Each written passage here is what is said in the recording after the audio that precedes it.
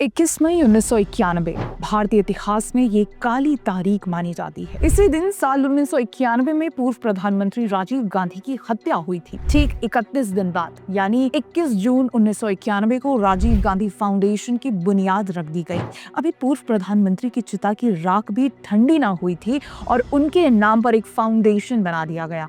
Foundation के अध्यक्ष हैं सोनिया गांधी, उनके बच्चे प्रियंका, राहुल और कांग्रेसी नेता डॉक्टर मनमोहन सिंह और चिदंबरम इसके ट्रस्टीज हैं। अब आप सोच रहे होंगे कि आज हम राजीव गांधी फाउंडेशन की बात क्यों कर रहे हैं, तो देखिए, बीते कुछ समय से नेशनल पॉलिटिकल डिस्कोर्स सोरोस और डीप स्टेट्स के इर्द गिर्द घूम रहा है। कल ही सांसद निशिकांत दुबे ने संसद में आरोप लगाया है कि राजीव गांधी फाउंडेशन को सोरोस से पैसा मिलता है। इससे पहले भी राजीव गांधी फाउंडेशन पर सवाल उठते रहे हैं, तो आइए आज हम आरजीएफ का पोस्टमार्टम करते हैं। आरजीएफ को लेकर कंट्रोवर्सी की शुरुआत तो उसकी स्थापना के 1 महीने बाद ही हो गई थी। 24 जुलाई 1991 को तत्कालीन वित्त मंत्री मनमोहन सिंह ने केंद्रीय बजट पेश करते हुए घोषणा की थी कि भारत सरकार अब राजीव गांधी फाउंडेशन को 100 करोड़ रुपए का योगदान देगी।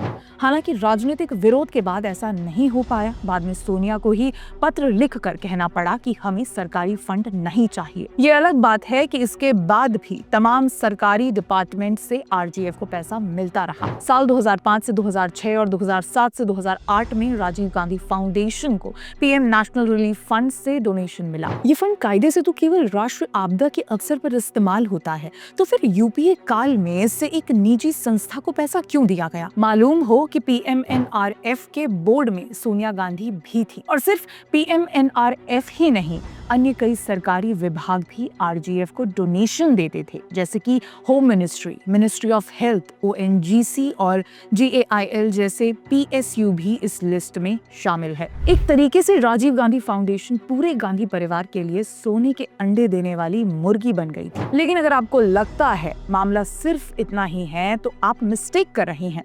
आरजीएफ को कहां-कहां से फंडिंग मिलती है, ये जानकर आप चौंक जाएंगे। साल 2011 में आरजीएफ को टेरर फंडिंग और मनी लॉन्ड्रिंग के आरोपी जाकिर नाइक की इस्लामिक रिसर्च फाउंडेशन से 50 लाख का डोनेशन मिला था। Islamic hate preacher Zakir Naik Bharat में फ्यूजिटिव हैं, जिस पर कई आरोप लगे हैं, जैसे कि अपने भाषणों से आतंकवाद की विचारधारा को बढ़ावा देना। अब ऐसे व्यक्ति के द्वारा आरजीएफ को डोनेशन क्यों दिया गया, इसका जवाब या तो आरजीएफ दे सकता है या फिर खुद जाकिर नाइक। खैर, हम आगे बढ़ते हैं। साल 2005 से 2006 में आरजीएफ को चाइना से भी पैसा मिला था। भाजपा नेता जेपी नड्डा ने 2020 में बताया था कि चाइना ने आरजीएफ को $300,000 का डोनेशन दिया था। आखिर चाइना, जो हमारा जियोपॉलिटिकल राइवल है, वो क्यों आरजीएफ को पैसा दे रहा था, और वो भी आरजीएफ जो पूर्व भारतीय प्रधानमंत्री की लेगेसी को आगे बढ़ाने के लिए बनी थी, जिसमें सोनिया गांधी अध्यक्ष हैं। ये भी याद रखिए कि साल 2008 में कांग्रेस और चाइनीज कम्युनिस्ट पार्टी के बीच एक गोपनीय एमओयू साइन हुआ था। इसकी डिटेल्स आज तक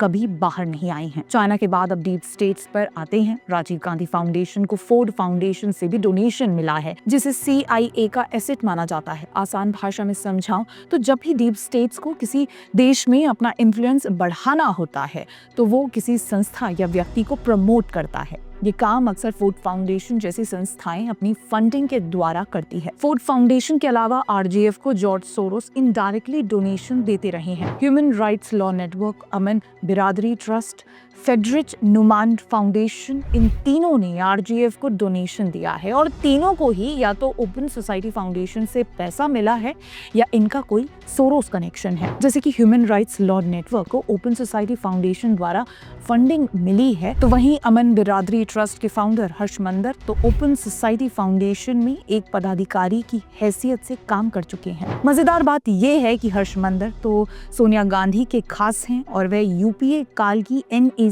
यानी कि नेशनल एडवाइजरी काउंसिल का हिस्सा भी थे। राजीव गांधी फाउंडेशन को कैसे कैसे लोगों से फंडिंग मिल रही थी, उसकी पूरी लिस्ट तो अभी भी पब्लिक डोमेन में नहीं है, लेकिन जितना है उतने से ही पता चलता है कि कुछ तो गड़बड़ है। शायद यही कारण था कि साल 2022 में केंद्र सरकार ने राजीव गांधी फाउंडेशन का एफसीआरए लाइसेंस ही रद्द कर दिया था। डीप स्टेट का डिस्कोर्स अब धीरे धीरे करके सारे राज खोल रहा है। और इसका सबसे बड़ा नुकसान गांधी परिवार को हो रहा है। और ये भी कह सकते हैं कि first casualty Rajiv Gandhi Foundation बनी है।